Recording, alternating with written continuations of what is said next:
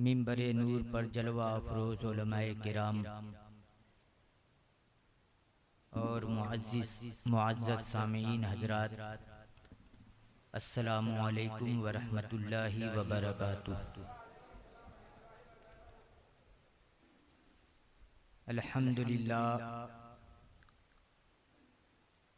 अल्हम्दुलिल्लाहिल्लज़ी ख़लक़स समावाति वल अर्दीन वस्सलातु वस्सलामु अला मुहम्मदिन रहमतिल लिल आलमीन व अला आलिहि तय्यबीन ताहिरीन व अला अस्हाबिही नुजूमिल इह्तिदाई वद्दीन। अम्मा बाद, फ़अऊज़ु बिल्लाहि मिनश शैतानिर रजीम, बिस्मिल्लाहिर रहमानिर रहीम। या अय्युहल्लज़ीना आमनुत्तक़ुल्लाह व कूनू मअस सादिक़ीन। सदक़ल्लाहुल अलियुल अज़ीम व सदक़ रसूलुहुल अमीनुल करीम व नहनु अला ज़ालिका लमिनश शाहिदीन व शाकिरीन वल्हम्दुलिल्लाहि रब्बिल आलमीन।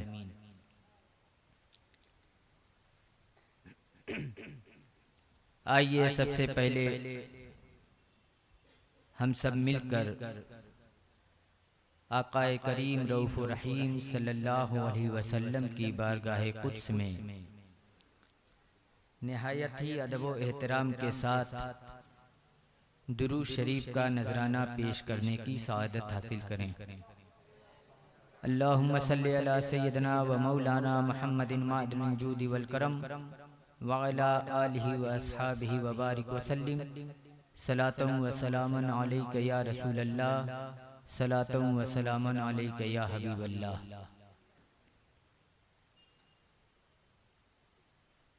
ये बड़ी सआदतों की बात है कि आज हम सब उस इमाम जलील की याद में जमा हुए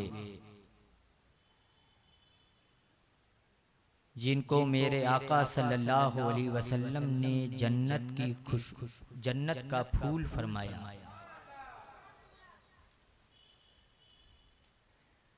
और ये भी सआदत की बात है कि ऐसी मुबारक मजलिस में हमारी जमाअत के माईनाज आलिम हुजूर मुहद्दिस कबीर मद्दजिल्लहुल आली जलवा अफरोज होंगे।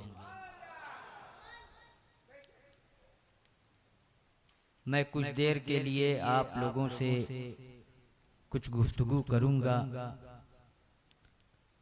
उसके बाद हजरत अल्लामा मौलाना मुफ्ती शाहिद रजा मिसबाही मद्दजिल्लहुल आली का भी खिताब आपको सुनना है। रफीकान गिरामी, हुजूर सैयदना इमाम आली मकाम सैयदुश शुहदा इमाम हुसैन रज़ी अल्लाह ताला अन्हु के नाम से मंसूब ये मुबारक महफिल है।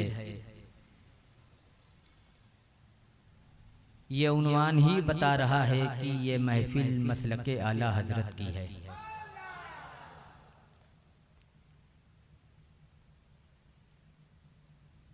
हम सब के अकीदे में ये शामिल है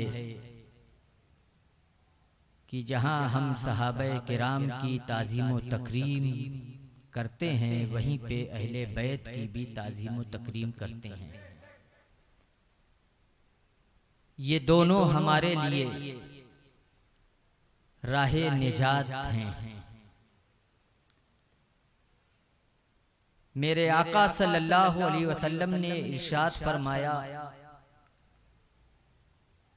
इन्ना मसला अहले बैती का मसले सफीनते नूह, मन रकब अलैहा फनजा व मन तखल्लफ अनहा फहलक। मेरे अहले बैत की मिसाल हजरत नूह अलैहिस्सलाम की कश्ती के मानिंद है। जो हजरत नूह अलैहिस्सलाम की कश्ती पर सवार हुआ वो निजात पा गया, और जो नूह अलैहिस्सलाम की कश्ती से उतर गया वो हिलाक हो गया। मालूम क्या होता है कि अहले बैत सफीने नूह की तरह हैं कि हजरत नूह अलैहिस्सलातु वस्सलाम ने 950 साल तक अपनी उम्मत को दावत व तबलीग की, उनको अल्लाह की तरफ बुलाया। जब उम्मत उनके मुनकिर हुई और ईमान लाने से बाज रहे, तो अल्लाह ने उन पर ये अजाब नाजिल किया कि आसमान से भी पानी बरसाया और जमीन से भी पानी उगल उठा। जमीन से पानी उबलता और आसमान से बरसता, पूरी रूए जमीन पानी के नजर निजात के लिए और पांव जमाने के लिए कोई जगह नहीं, सिर्फ एक जगह थी जो हजरत नूह अलैहिस्सलाम की कश्ती थी। तो जो उस कश्ती पर सवार हुआ वही निजात पाया, और जो उस कश्ती से उतर गया वो डूब गया, हिलाक हो गया। ये तो अहले बैत के बारे में है। जरा आइए देखते हैं कि आकाए करीम सल्लल्लाहु अलैहि वसल्लम ने अपने असहाब के बारे में क्या फरमाया। इरशाद फरमाते हैं, असहाबी कन्नुजूम बेअय्यहिम इक्तदैतुम इह्तदैतुम। मेरे सहाबा नुजूमे हिदायत हैं, जिस किसी की भी पैरवी करोगे निजात पा जाओगे। एक तरफ अहले बैत के बारे में है कि अहले बैत हजरत नूह अलैहिस्सलाम की कश्ती की तरह है, जो उन पर सवार होगा वही निजात पाएगा, और जो उस कश्ती से उतर जाएगा वो हिलाक हो जाएगा, बर्बाद हो जाएगा। और अपने असहाब के बारे में फरमा रहे हैं कि मेरे सहाबा नुजूमे हिदायत है, हिदायत के चमकते हुए सितारे हैं, जिस सहाबी की भी तुम पैरवी करोगे निजात पा जाओगे, हिदायत पा जाओगे। जाहिर में तो ये दो हदीसें मालूम हो रही हैं, लेकिन इन दोनों हदीसों का एक दूसरे से बहुत गहरा रब्त है। जब इन दोनों हदीसों को आप मिलाएंगे तो एक ही हदीस मालूम होगी।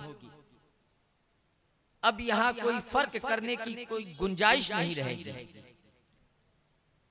आज जमाना तरक्की कर गया, लेकिन एक वक्त वो था जब समंदरों का सफर किया जाता था, तो जो कश्तियों पे सवार होकर सफर करता था वो आसमान के सितारों से अपने सिमत की रहनुमाई हासिल किया करता था।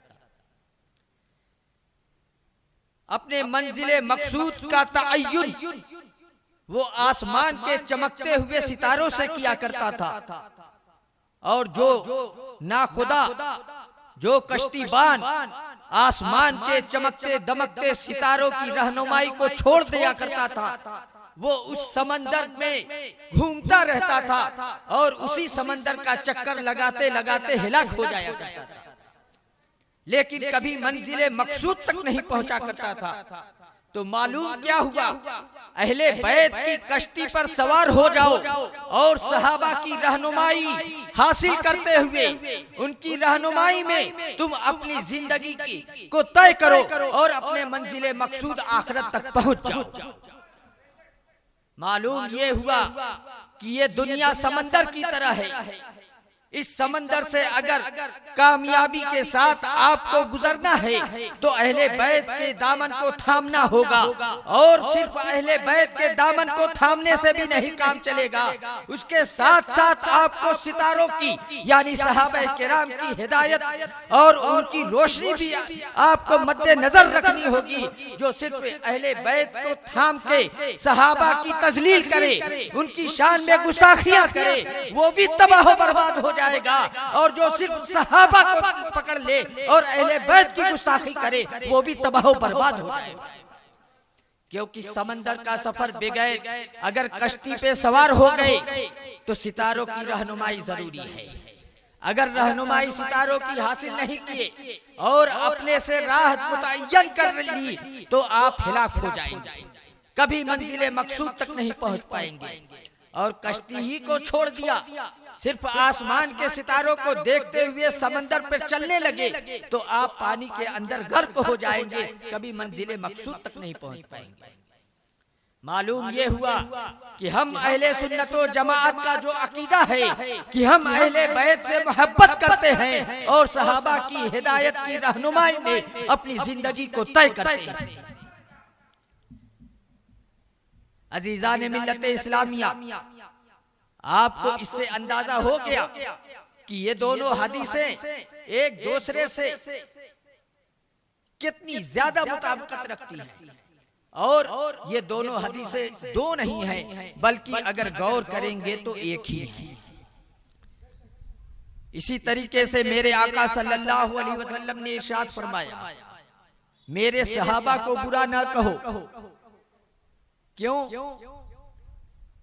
अगर तुम में से कोई शख्स राहे खुदा में उहुद पहाड़ के बराबर भी सोना खर्च कर दे तो वो उस सवाब को हरगिज ना पहुंचेगा जो मेरे सहाबा ने अपने दस्ते मुबारक से आधा सेर जौ राहे खुदा में सदका कर दिया।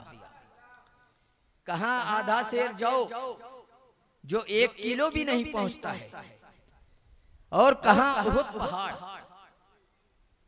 10-20 किलो का नहीं है पहाड़, तकरीबन 12-15 किलोमीटर में वो फैला हुआ पहाड़ है।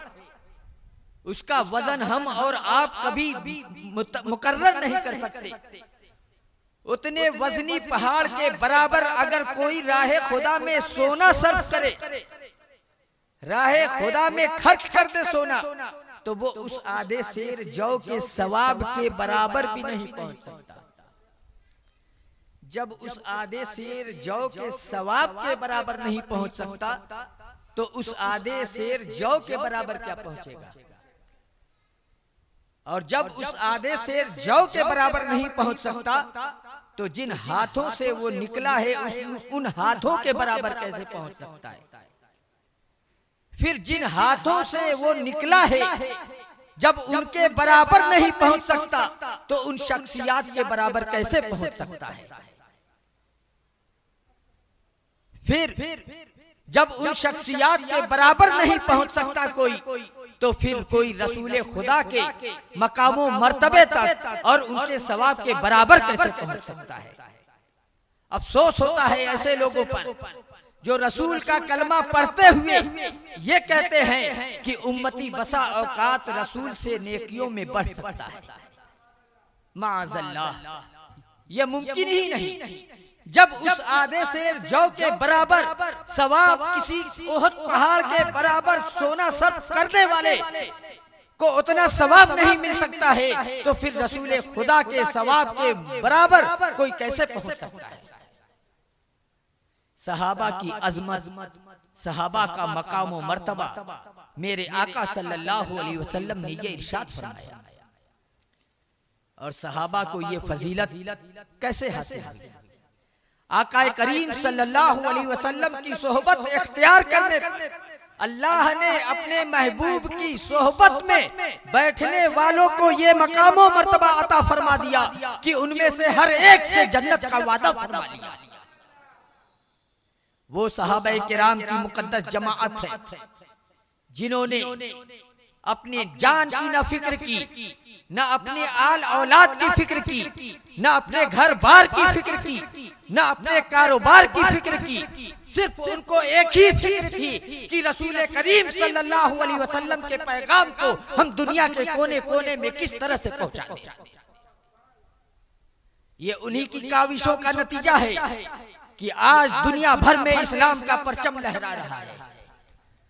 आज ऐसे जुबान दराजी करने वाले लोग भी हैं जो सहाबा की शान में गुस्ताखियां करते हैं और माअज़ अल्लाह उन पे कैसी कैसी तोहमतें भी लगाया करते हैं। और राफिजी एक ऐसा फिरका है जो ये कहता है कि सिर्फ 4 लोग के अलावा सारे सहाबा मुर्तद हो गए माअज़ अल्लाह। और सुबह इत्तेफाक उन 4 लोगों में हजरत अली का भी नाम नहीं है। ऐसे लोग जुबान दराजियां करते हैं और सहाबा का मकाम ये है और उनकी अजमत ये है और उनकी जो कोशिश ये है कि पूरी दुनिया में रसूल कायनात सल्लल्लाहु अलैहि वसल्लम के पैगाम को पहुंचा दिया जाए। सफर की आसानियां ये न थी जो आज सफर में आसानियां आपको मिलती हैं कि हवाई जहाज से घंटों में अमेरिका तक पहुंच गए, एसी कार में बैठे यहाँ से आप कहीं का भी सफर कर लिए, एक गर्दो गुबार आपके चेहरे पर न पड़े, न धूप का कोई असर नजर आए, न सफर की कोई कुल्फतें आप पर नजर आए। वो जमाना था कि जब आदमी समंदर का सफर करता तो एक पतरा बनाकर डाल देता था लकड़ी का और उस पे हवा के सहारे बैठा करता, हवा उसे जिधर लेके चली जाए। कभी ऐसा भी होता कि मंजिले मकसूद सामने है कि अचानक हवा मुखालिफ सिमत चली, जहां से चले थे फिर वहीं पहुंच गए।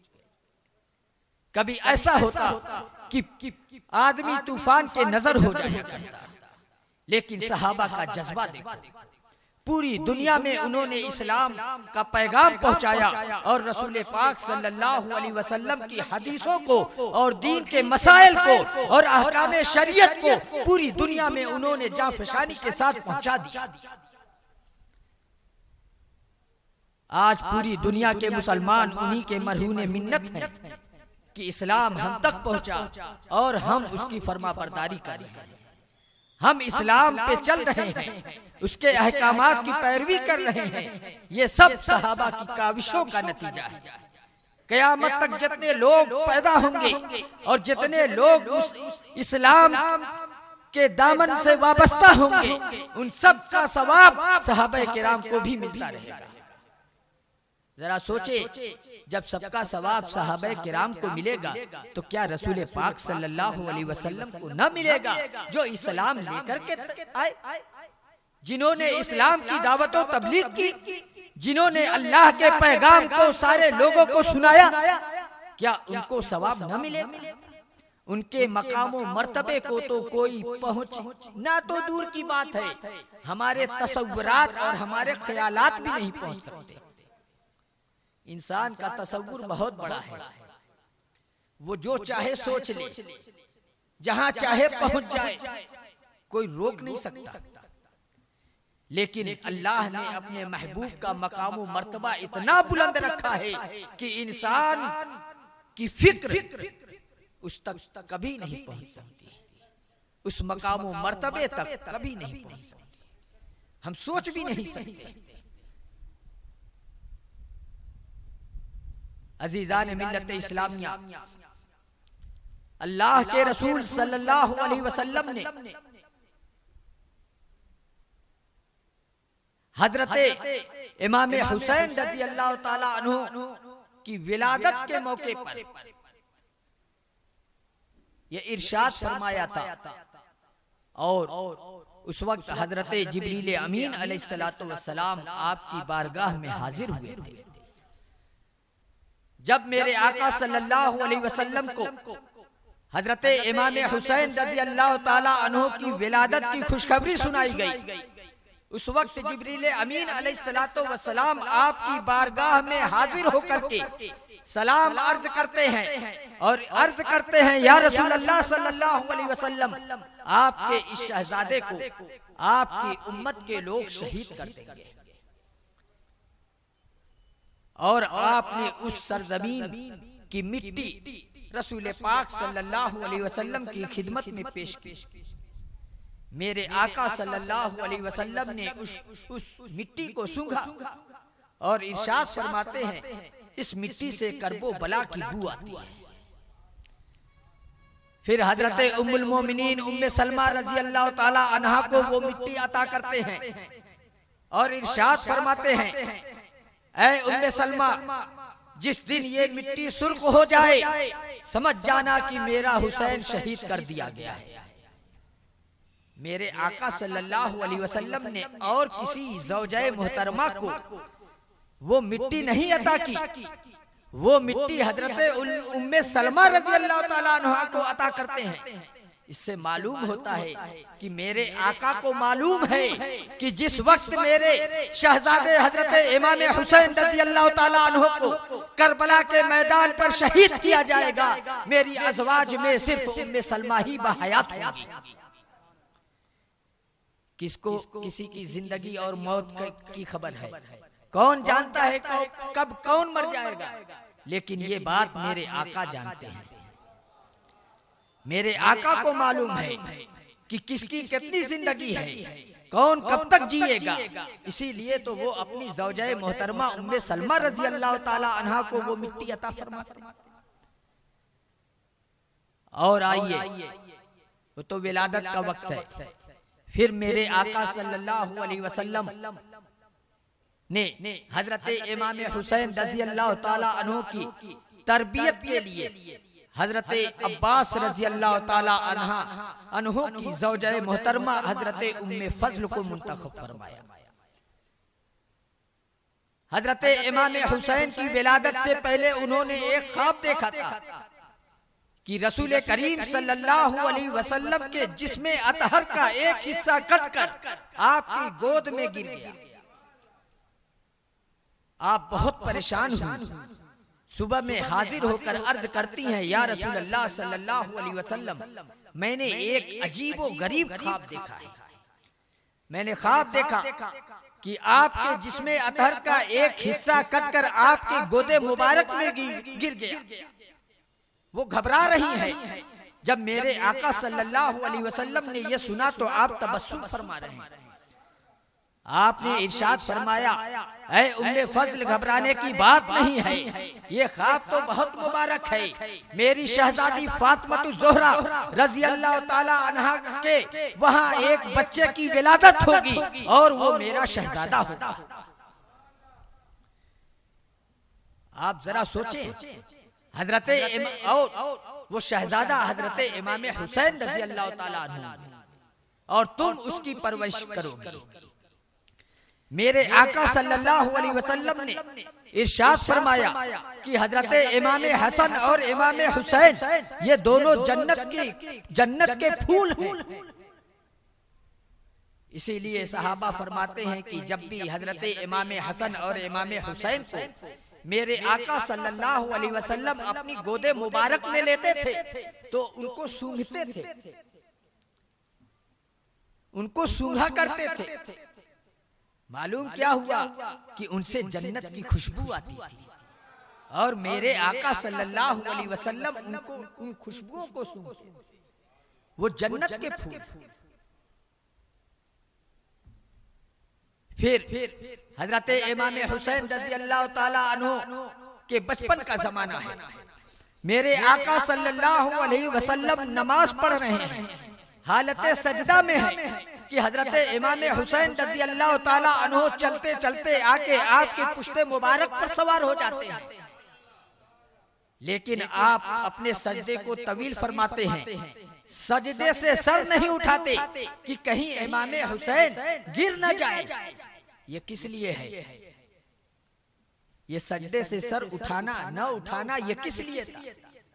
मैं आपको एक बात बता दूं, जब किसी को कोई मंजर याद दिला दिया जाता है, कोई वाकया बताया जाता है कि देखो आगे चल के ऐसा ऐसा होगा, इनके साथ ये मामला पेश आएगा, इनको इस तरह से इनके साथ बर्ताव किया जाएगा। तो जब भी ऐसा कोई माहौल होगा तो आपके नजर में, आपके ख्याल में फौरन वो मंजर उभर आएगा। मेरे आका सल्लल्लाहु अलैहि वसल्लम को हजरत जिब्रील अमीन अलैहिस्सलातु वस्सलाम ने सारा मंजर करबला का दिखा दिया और ये बता दिया था कि किस तरीके से आपकी उम्मती आपके इस शहजादे को करबला के मैदान में शहीद करेंगे, किस तरीके से हजरत इमाम हुसैन रज़ियल्लाहु ताला अन्हु शहीद किए जाएंगे। ये सारा मंजर रब ने अपने महबूब को दिखा दिया था। इसलिए जब भी ऐसा मंजर सामने आता था तो मेरे आका के नजरों के सामने वो करबला का वाकया सामने आ जाया करता।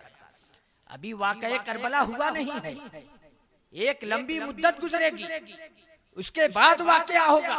लेकिन मेरे आका की पुश्ते मुबारक पर अपने सिगरसिनी के आलम में, बचपन के आलम में हजरत इमाम हुसैन सवार होते हैं तो मेरे आका पुश्ते मुबारक उठाते नहीं हैं कि कहीं मेरा हुसैन जमीन पर गिर न जाए, क्योंकि आज तो मैं हूँ, मैं अपने शहजादे को सहारा दूंगा, लेकिन कल मैदान करबला में जब मेरा हुसैन घोड़े की पुश्त से जमीन पर गिरेगा तो उस वक्त उसे कोई सहारा देने वाला न होगा।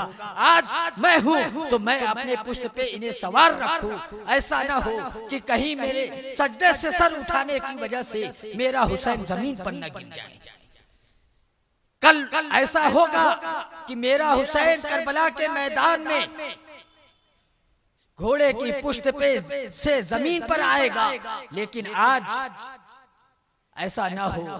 आज मैं हूं, मेरी पुश्त पे ये सवार है। फिर अभी बचपन ही का आलम है कि हजरत रसूल करीम सल्लल्लाहु अलैहि वसल्लम खुतबा दे रहे हैं। जुमा का खुतबा है। सहाबा किराम मस्जिद नबवी शरीफ में जलवा अफरोज है। हजरत इमाम हुसैन रज़ियल्लाहु ताला अन्हु अपने काशाने अनवर से नंगे पांव संगरेजों पर चलते हुए आ रहे हैं, छोटे छोटे कदम बढ़ाते हुए मस्जिद नबवी की तरफ तशरीफ ला रही है। मेरे आका सल्लल्लाहु अलैहि वसल्लम ने मिंबर शरीफ से अपने शहजादे को देखा कि वो अपने घर से मस्जिद की तरफ तशरीफ ला रहे हैं और नंगे पांव संगरेजों पर चलते हुए आ रहे हैं। जुमा की नमाज फजर के वक्त होती है, ऐन दोपहर के वक्त होती है। दोपहर के वक्त रेत कैसा गर्म हो जाता है, जो लोग रेगिस्तान इलाके में रहते हैं वही जानते हैं। छोटे छोटे कंकड़ कैसे गर्म होंगे। हजरत इमाम हुसैन बचपन के आलम में नंगे पांव उन रेजों पर चलते हुए मस्जिद नबवी की तरफ तशरीफ ला रहे हैं। मेरे आका सल्लल्लाहु अलैहि वसल्लम मिंबर शरीफ से नीचे उतरते हैं और जाकर हजरत इमाम हुसैन को अपनी गोद में उठा लाते हैं। मैं एक बात पूछना चाहता हूं, अगर आका करीम सल्लल्लाहु अलैहि वसल्लम अपने किसी सहाबी को ये फरमा देते कि मेरा शहजादा हुसैन आ रहा है, तुम उसे गोद में उठा लो, उसके पांव संगरेजे पे जल रहे होंगे, कहीं उनके पांव में आबले न पड़ जाए, तुम उन्हें अपनी गोद में उठा लाओ, तो क्या कोई सहाबी ऐसा होता जो आपको लेने के लिए नहीं उठता? सारे सहाबा बैक वक्त उठकर हजरत इमाम हुसैन की खिदमत में हाजिर होकर उन्हें अपनी गोद में उठा लेते, लेकिन मेरे आका ने किसी को हुक्म नहीं दिया। वो खुद जाकर के हजरत इमाम हुसैन को अपनी गोद में उठाते हैं। ये क्यों? जाहिर सी बात है कि जब हजरत रसूल करीम सल्लल्लाहु अलैहि वसल्लम ने अपने शहजादे हजरत इमाम हुसैन को उन संगरेजों पर चलते हुए देखा होगा तो उनकी निगाहों के सामने करबला में आने वाला वाकया सामने आ गया होगा कि वो करबला के मैदान में इसी तरीके से जलती हुई धूप में, आप जलती हुई जमीन पर चलते होंगे लेकिन आज मैं हूं इसलिए मैं अपने नवासे, अपने शहजादे को अपनी गोद में तो उठा लूं। ये सारे वाकये होते हैं। इस तरीके से फिर हालात आगे जाते हैं, वक्त गुजरता चला जाता है। फिर यहाँ तक मामला आता है कि हजरत इमाम हसन रज़ी अल्लाह ताला अन्हु ने मसनदे खिलाफत को हजरत अमीर मुआविया रज़ी अल्लाह ताला अन्हु के हवाले कर दिया। एक बात मैं यहाँ पे अर्ज कर दूं, ये कोई न समझे कि हजरत इमाम हसन रज़ी अल्लाह ताला अन्हु बुज़दिल थे, जैसे कि राफजी लोग कहते हैं।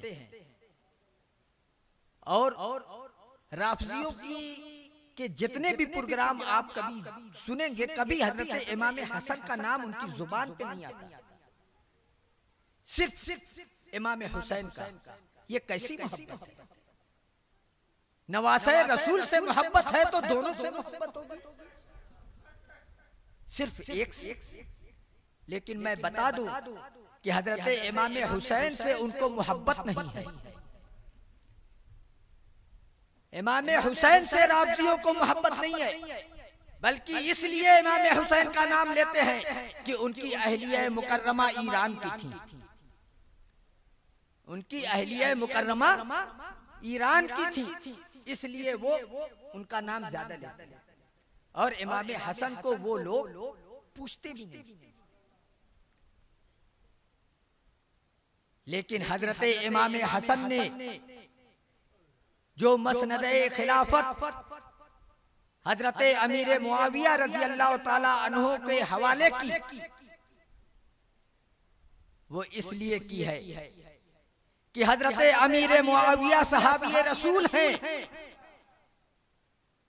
कुछ भी हो सकता है, लेकिन सहाबी रसूल दीन के मामले में नरमी नहीं कर सकता। शरीयत को वो बिगड़ने हरगिज नहीं दे सकता। वो अपने रसूल की शरीयत को और उनके दीन को असली हाल में कायम रखेगा। इसलिए उन्होंने मुसलमानों के दरमियान खून बहने से हिफाजत की। लेकिन उससे पहले एक वाकया मैं हजरत इमाम अली रज़ी अल्लाह ताला अन्हु का बयान कर दूं, क्योंकि राफजियों के यहाँ इस वाकये से बहुत ज्यादा दलील पकड़ी जाती है।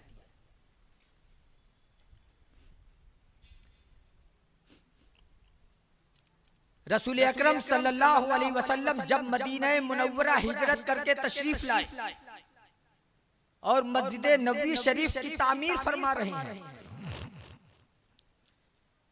उस वक्त जहां सहाबा किराम मस्जिद नबवी की तामीर में हिस्सा ले रहे थे, वहीं मेरे आका सल्लल्लाहु अलैहि वसल्लम भी अपने शाने मुबारक पर पत्थर लाद के लाते।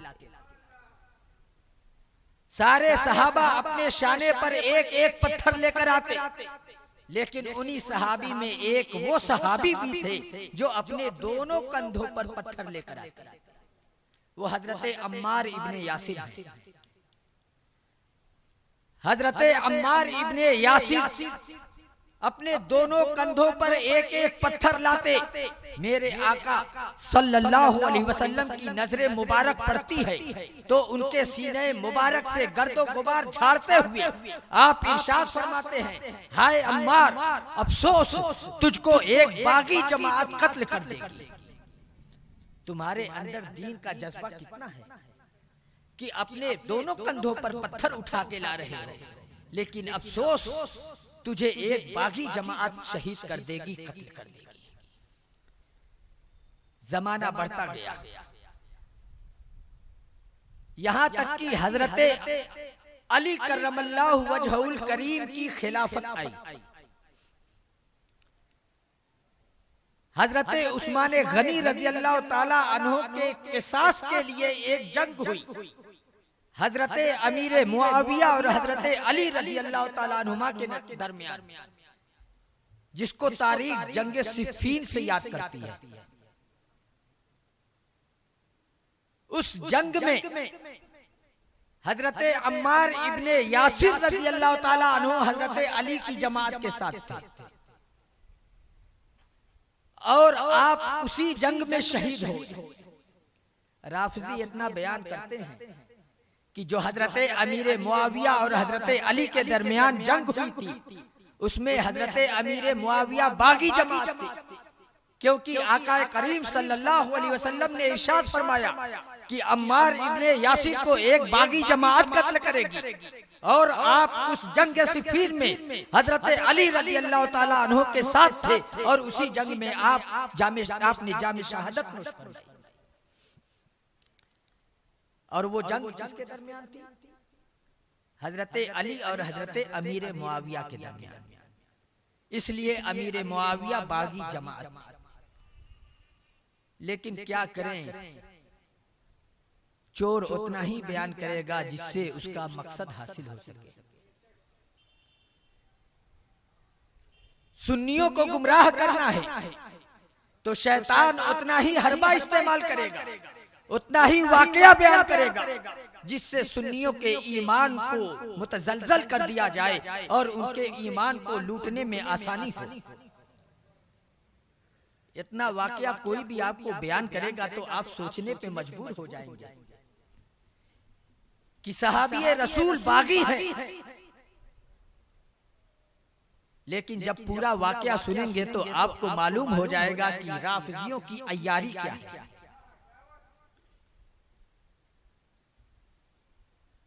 हजरत अली रज़ी अल्लाह ताला अन्हु और हजरत अमीर मुआविया रज़ी अल्लाह ताला अन्हु के दरमियान जो जंगे सिफीन होती है, उसमें एक मरहला वो आता है कि हजरत अमीर मुआविया और हजरत अली ये दोनों अपने अपने हकम को मुकर्रर करने पर तैयार हो जाते हैं। हजरत अली रज़ी अल्लाह ताला अन्हु ने हजरत अबू मूसा अशअरी रज़ी अल्लाह ताला अन्हु को अपना हकम बनाया और हजरत अम्मार और हजरत अमीर मुआविया रज़ी अल्लाह ताला अन्हु ने हजरत अम्र इब्ने आस को अपना हकम बनाया। हकम का मतलब यह है कि ये दो लोग बैठकर जो फैसला कर देंगे हम दोनों मानेंगे।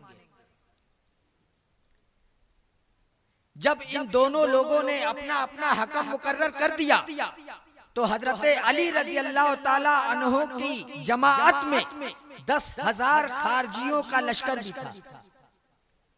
ये वही खारजी हैं जिन्होंने हजरत अमीर मुआविया को शहीद किया था। ये इब्ने सबा के लोग थे जो असल में यहूदी था। जब उन लोगों ने ये देखा कि हजरत अली ने एक हकम मुकर्रर किया और हजरत अमीर मुआविया ने अपना हकम मुकर्रर किया तो उन लोगों ने ये कहा, अल्लाह कुरान में फरमाता है इनिल हुक्म इल्ला लिल्लाह, हुक्म तो सिर्फ अल्लाह का होगा। अली ने गैर खुदा को हकम मुकर्रर कर दिया और गैर खुदा को हकम मानने की सूरत में ये काफिर हो गए और अमीर मुआविया ने गैर खुदा को हकम माना इसलिए वो भी काफिर हो गए। और ये कह के वो 10,000 का लश्कर जुदा हो गया।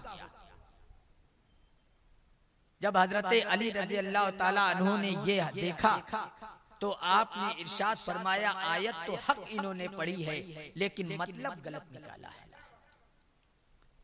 उसी कुरान में अल्लाह तबारक व तआला इरशाद फरमाता है कि जब मियाँ बीवी के दरमियान इख्तिलाफ पैदा हो जाए और बनने की कोई सूरत न हो तो शौहर के घर वालों की तरफ से एक शख्स और बीवी के घर वालों की तरफ से एक शख्स बैठ के दोनों बात कर ले, यानी दोनों अपना अपना हकम बनाए। तो अल्लाह ने खुद हकम मुकर्रर करने का हुक्म दिया है। इसलिए ये लोग गलत मकसद और मतलब निकाल रहे हैं इस आयत में। हजरत अब्दुल्ला इब्ने अब्बास रज़ी अल्लाह ताला अन्हुमा को हजरत अली करमल्लाहु वजहुल करीम ने उन लोगों को समझाने के लिए भेजा। जब आपने कुरान की रोशनी में उन्हें समझाया तो आधे लोगों को समझ में आ गया, वो वापस आ गए, लेकिन आधे लोग जिद्दी अड़े रहे, हम नहीं मानते। फिर हजरत अली रज़ी अल्लाह ताला अन्हु ने हजरत अम्मार इब्ने यासिर को उन लोगों को समझाने के लिए भेजा। जब आप जाकर उन लोगों को समझा रहे हैं उनको समझ में नहीं आ रहा है और तैश में आकर हजरत अम्मार इब्ने यासिर को शहीद कर दिया। अब आप बताइए कि हजरत अम्मार इब्ने यासिर को शहीद किसने किया? क्या हजरत अमीर मुआविया की जमात ने या खारजियों की जमात ने? बागी कौन हुआ? खारजी जमात बागी थी, ना कि सहाबी रसूल हजरत अमीर मुआविया की जमात बागी थी। लेकिन राफजी आधा अधूरा वाकया ही बयान करेगा ताकि सुन्नियों के ईमान को लूटा जा सके। अजीजान मिल्लत इस्लामिया, ये राफजियों का ग्रुप और कुछ राफजी नुमा सुन्नी भी हैं, उनका ग्रुप इस बात पर मुसलसल लगा हुआ है कि अहले सुन्नतो जमाअत को हुब्बे अहले बैत का जाम पिलाया जाए। और मैंने पहले ही जो सबसे पहले अपनी बात शुरू की वो यही बयान किया कि अहले सुन्नतो जमाअत का जो अकीदा है और जो वो मसलक है, वो जहां सहाबी रसूल की हिदायत और उनकी रहनुमाई का हुसूल है, वही अहले बैते अतहार के दामने अतहर को थामना भी।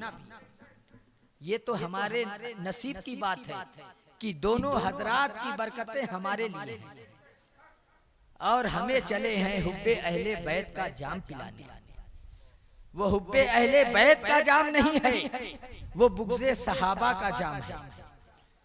हमारे तो शजरे का एक शेर ही है, हुब्बे अहले बैत दे आले मोहम्मद के लिए कर शहीदे इश्क हमजा पेशवा के वास्ते।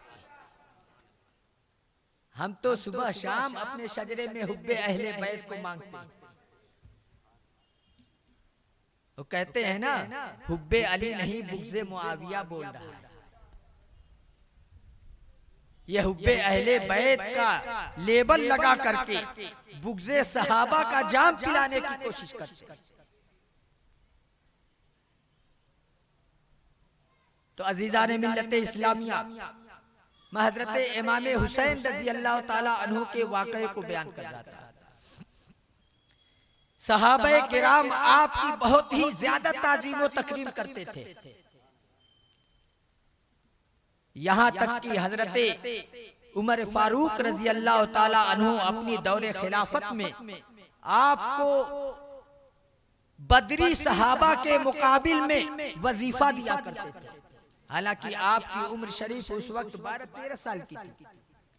उस वक्त आपको बदरी सहाबा के बराबर वजीफा दिया करते थे। एक बार हजरत अब्दुल्ला इब्ने उमर ने शिकायत दी कि अमीरुल मोमिनीन, जिस वक्त हजरत इमाम हुसैन की विलादत हुई उस वक्त मैं गज़वों में जाया करता था और मुझे उतना वजीफा नहीं मिलता जितना उनको आप देते हैं।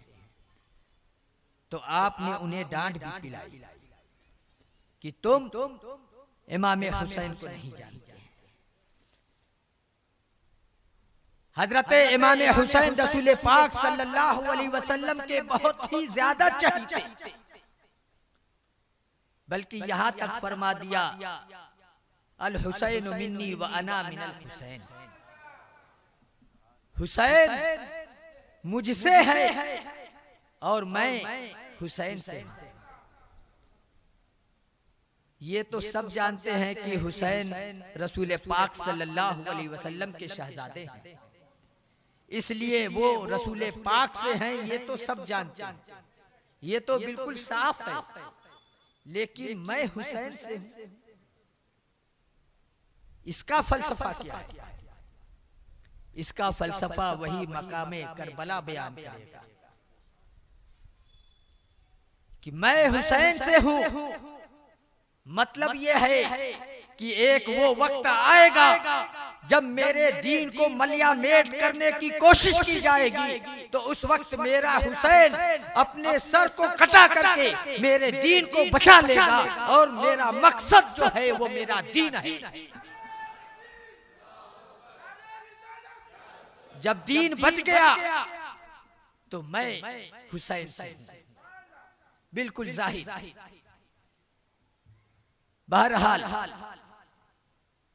हालात आगे गुजरते गए, बढ़ते चले गए, यहाँ तक कि जब यजीद अपने आप को अमीर समझने लगा और उसने मदीना मुनव्वरा के गवर्नर को ये पैगाम भेजा कि किसी भी तरीके से हुसैन इब्ने अली की बैअत मेरे हक में ले लो, उन्हें मदीने से कहीं बाहर मत जाने देना जब तक वो मेरी बैअत न कर ले। और हजरत इमाम हुसैन का हाल क्या है?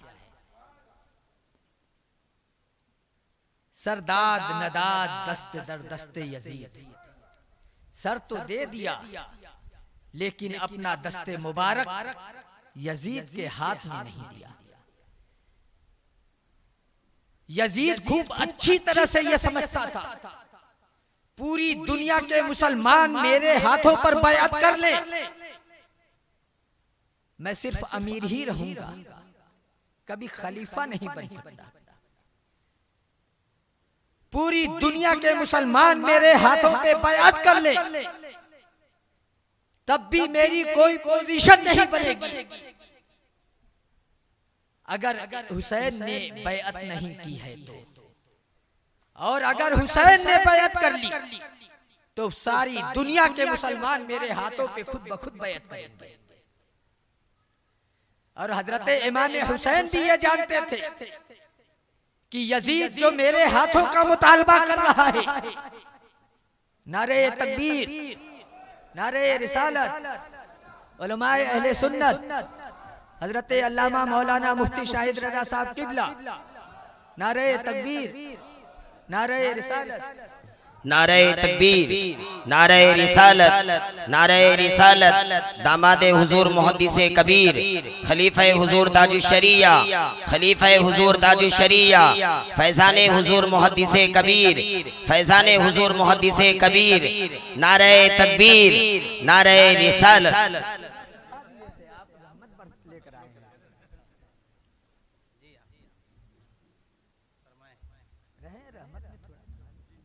अगर तेज होती है तो चलो क्या करना है?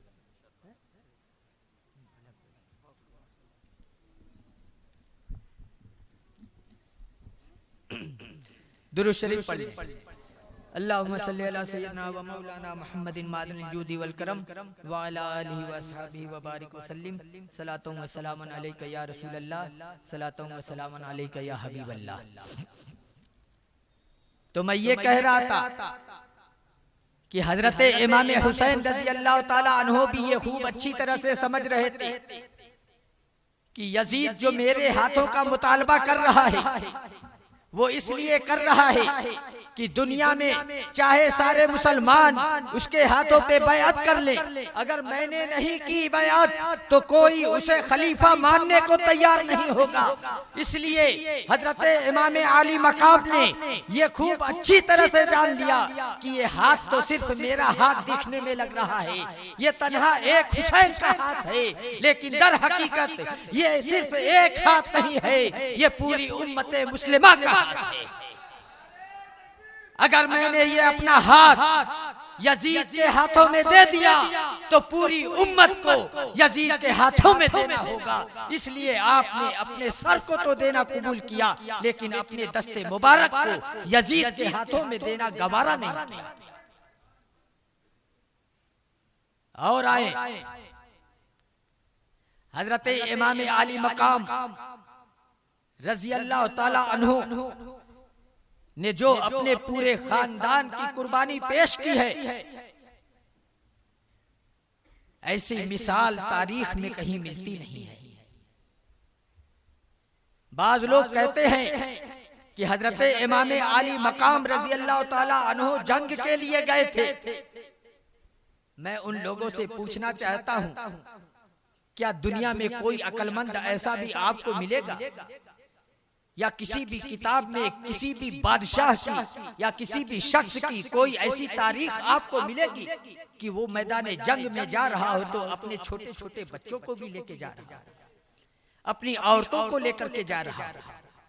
ऐसी कोई तारीख नहीं मिलेगी। फिर ये कैसे कहा जा सकता है कि हजरत इमाम आली मकाम मैदान करबला में जंग के लिए तशरीफ ले गए थे,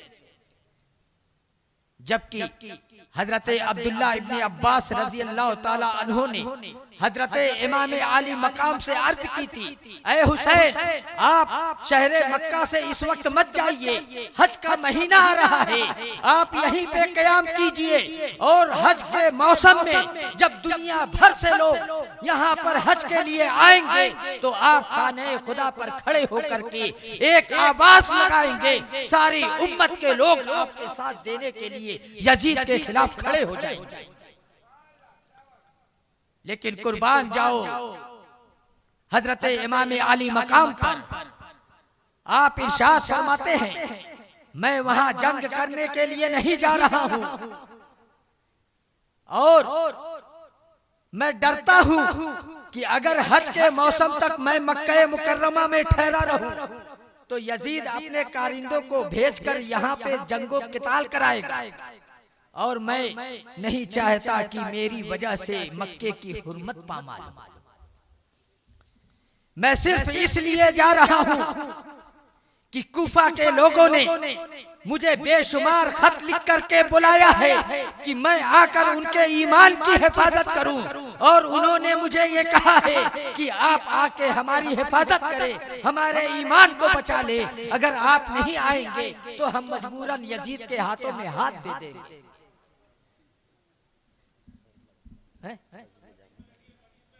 चले तमाम अहबाब से गुजारिश की जाती है कि आप मस्जिद के अंदर तशरीफ ले जाएं और वहीं पर इंशाअल्लाह तबारक व तआला दिल से